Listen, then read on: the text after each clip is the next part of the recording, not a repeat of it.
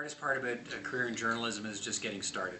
It's a popular profession, and it's one that these days doesn't have a whole lot of openings, because the number of openings in journalism, because of concentration and amalgamation of different journalism outlets, is getting smaller, not bigger. So it's a shrinking job market, but it's a popular job market. So the hardest thing is just getting started somewhere, and then getting your foot in the door, and then working from there.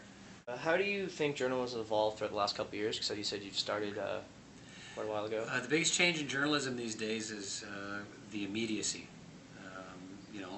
We're doing this interview with a camera, with a phone, and most interviews today are done with emerging technologies that mean that as soon as the news happens, it's ready to be presented on the air.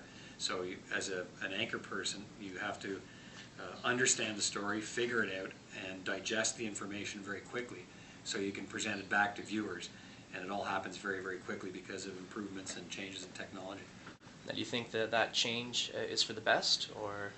I think so. Overall, it always there's a period of adjustment, but anytime anybody, and that's a lot of what's happened today because of portable recording devices, anybody today is in effect a television cameraman or a television reporter, because they're witness to events happening. And a lot of the most important footage that you see today on the news comes from ordinary people walking by an event, or witnessing something firsthand and recording it on their portable device, not just television crews. Right. What is the most difficult thing you've had to actually do a report on?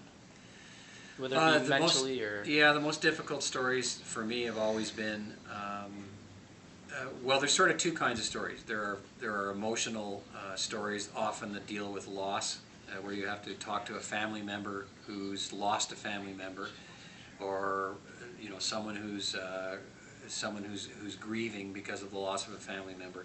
Those are always the hardest, because there often is a public interest story there, but it's very hard to talk to someone who's going through a difficult period in their life about how they've been affected and why the rest of the world should care or should need to know.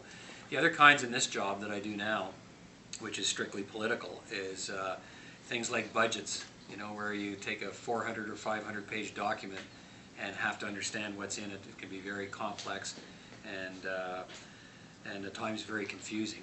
And so understanding those big stories and digesting that information is always a challenge too. All right. Now, how do you handle the stress and pressure of just always having to be, there's always something to be covered, there's always, you never really get a break. How do you handle that? I guess I would say it's the same, not just for journalism, but for any job. There's good stress and bad stress. If you have a job that you love doing, it's typically positive stress. Not always. I mean, sometimes things get a little overwhelming, so it's negative stress. But the stress in this job tends to be just that things change very quickly, and the demands on your time are high. But it's kind of a positive stress. If you like coming to work every day as a journalist, then you enjoy stressful days, because that means something's happening. Right. Okay. So just one last question here now. So as of now, where you've already established your career, do you have any future goals for your career, or do you just think this is just where it is? No, I'm happy in what I do, and I'm not a young person anymore. I've been at this for 35 years now, so it's been I continue to do what I do and continue to love it for as long as people will let me do it.